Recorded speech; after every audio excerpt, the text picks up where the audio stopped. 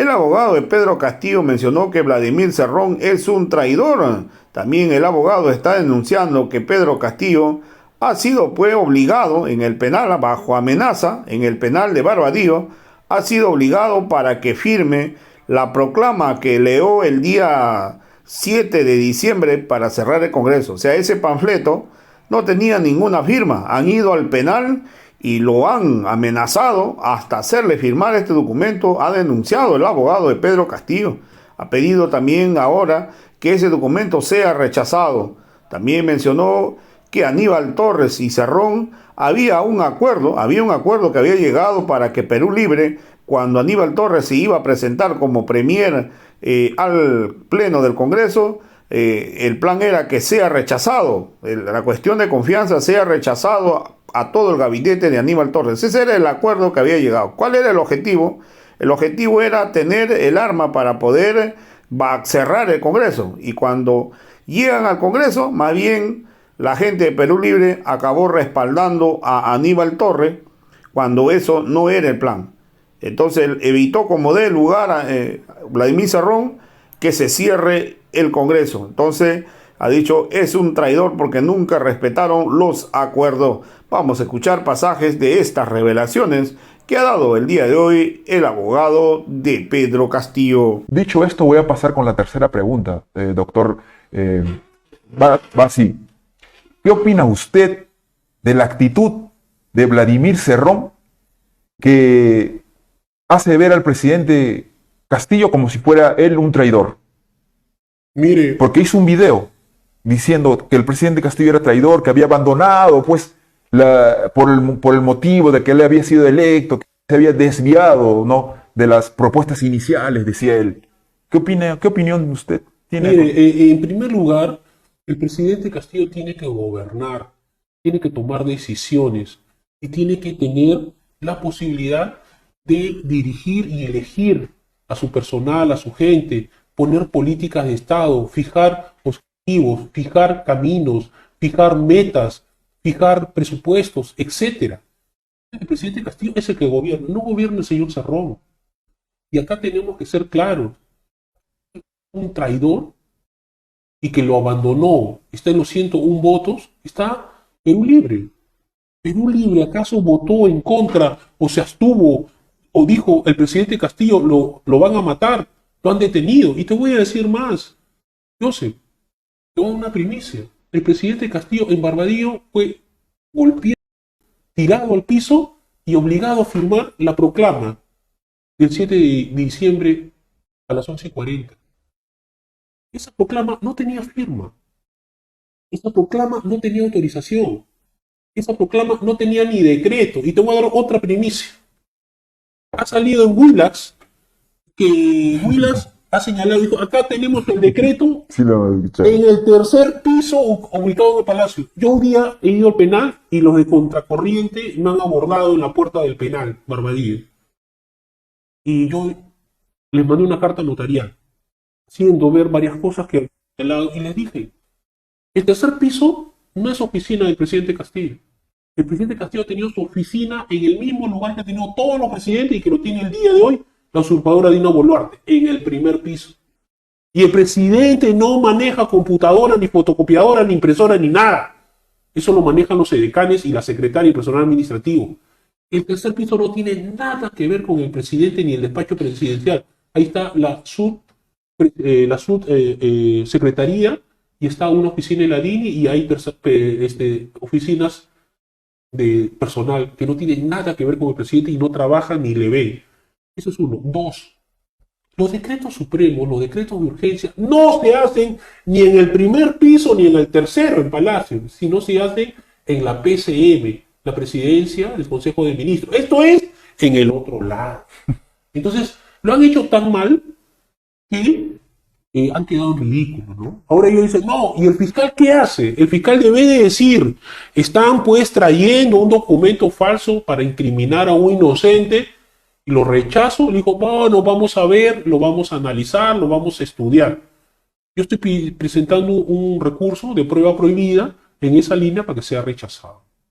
En el sentido de que usted comentó de que Perú Libre son traidores, le voy a comentar algo que de repente, no sé si usted lo sabrá, que nosotros hemos llegado a una fuente que tenemos que nos comenta de la siguiente manera. ¿Por qué decimos que Perú Libre sí son traidores?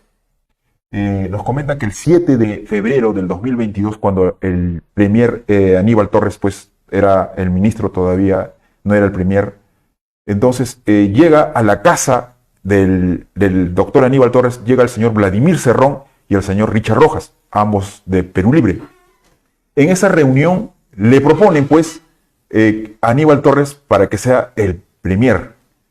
Pero Aníbal Torres comentan de que él no quiso hacerlo, pero había una estrategia porque el pueblo, todo el Perú, pedía el cierre del Congreso. Y el objetivo de esa reunión era el siguiente. Decían de que se había acordado que la bancada de Perú Libre y fuerzas aliadas iban a votar cuando Aníbal Torres se presente en el Congreso con todo el gabinete, lo iban a rechazar. Ahí se iba a quemar pues la primera cuestión de confianza contra el Congreso y asimismo iban a arrinconar al Congreso porque ya iban a tener una cuestión de confianza. El Congreso se iba a ver mermado.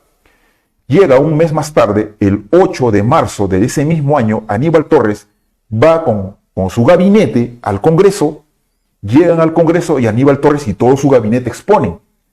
Ellos ya sabían, ya se había acordado con Vladimir Cerrón, toda la bancada de Perú Libre, bancadas aliadas.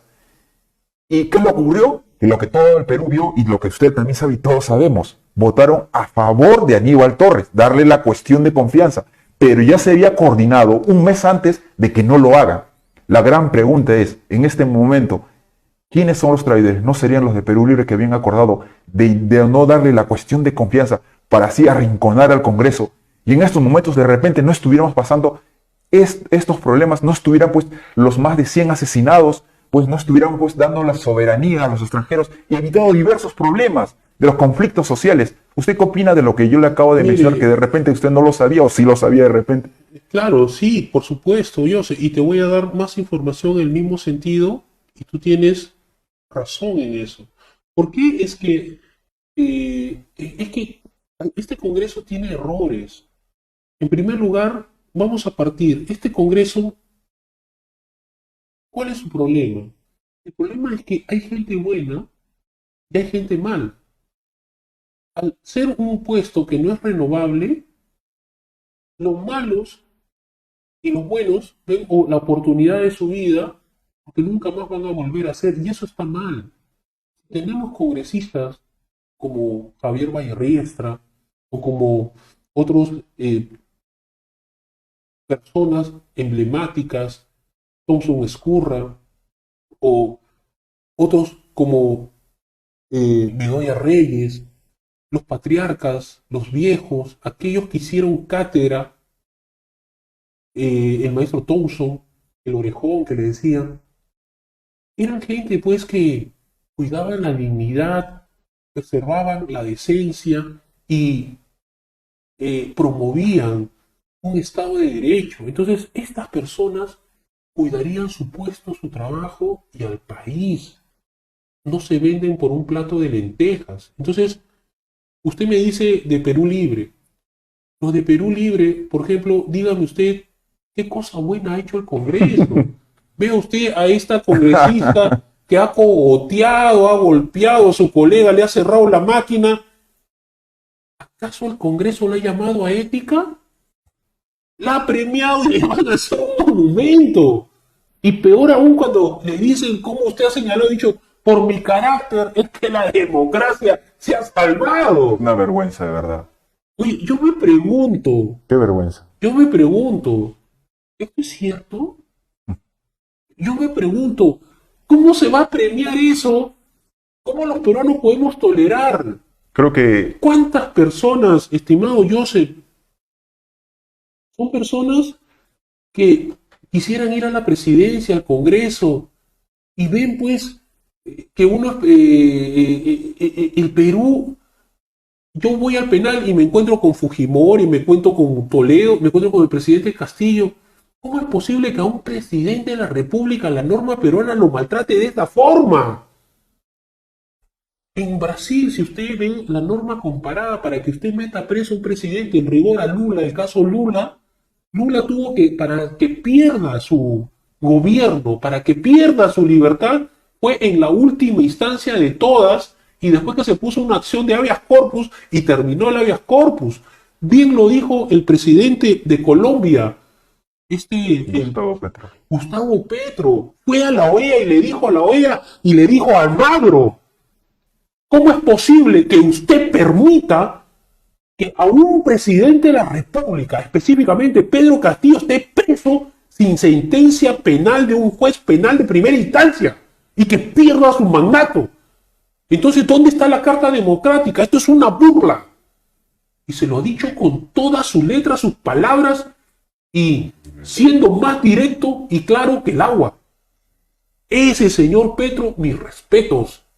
Entonces, lo que usted me pregunta, que el Congreso son traidores, señor, no tenemos a la mejor gente en el Congreso, no tenemos a los patriarcas. Yo le digo una cosa, ¿Perú Libre traicionó? Sí traicionó, pero hay más, señor. Perú Libre, ante los 100 muertos, y los 100 muertos que hay, cuando pusieron la vacancia de Dina Boluarte, ¿cómo votó Perú Libre?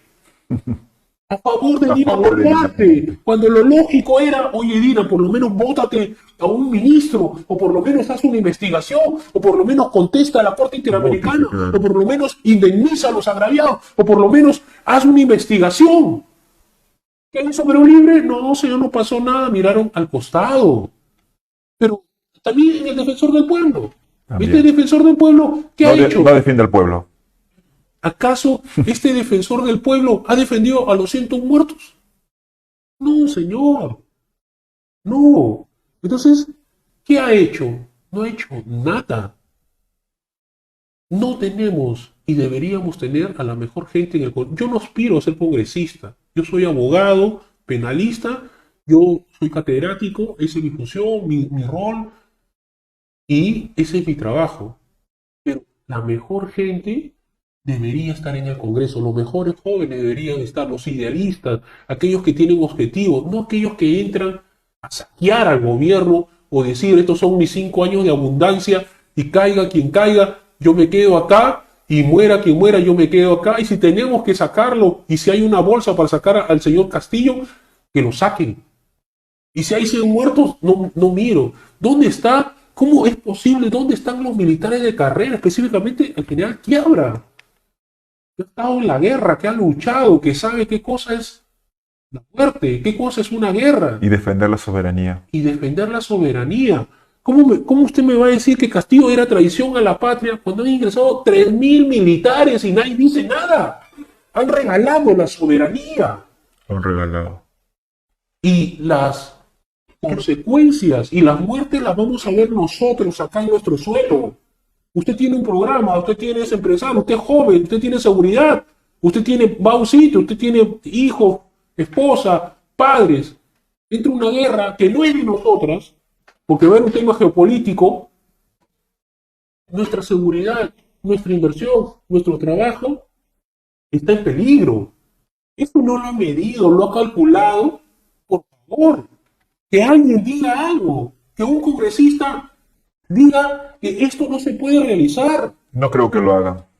No creo que ningún congresista en estos momentos se atreva a hacer algo contra Dina Boluarte, porque considero de que pues son aliados, son parte de ellos, son parte del plan del golpismo, son parte pues del saqueo, son parte, como usted mismo lo ha mencionado, son parte de aquellos que se han partido la torta, y eso es lo que son. Pero antes de eso, diciendo esto, quería recordar sus palabras que acaba de decir hace un rato, que al presidente Castillo lo han golpeado. Quisiera que ahonde un poquito más en eso. ¿Quién lo ha golpeado y en qué circunstancia? Mire, hay 2 momentos. El momento que lo detienen, Atento, por favor. y lo señalo, y lo he puesto con denuncia por escrito, por si acaso. Y lo presento. Y tengo los testigos. Y el primer testigo es el presidente Castillo. A él lo detienen y lo llevan a la subprefectura, cuando debieron haberlo llevado al Congreso. Y el Congreso no quería que vaya Castillo, no quería que Castillo hable, porque si Castillo va al Congreso, al Pleno, tiene que ser en señal abierta y delante de todos los medios de comunicación. Y él va a poner y iba a exponer lo que realmente había pasado y lo que está escrito en esa denuncia 138-2013, que hoy la Fiscalía de la Nación lo ha archivado y que estamos interponiendo recursos de queja de derecho. Pero otro aspecto fundamental, señor.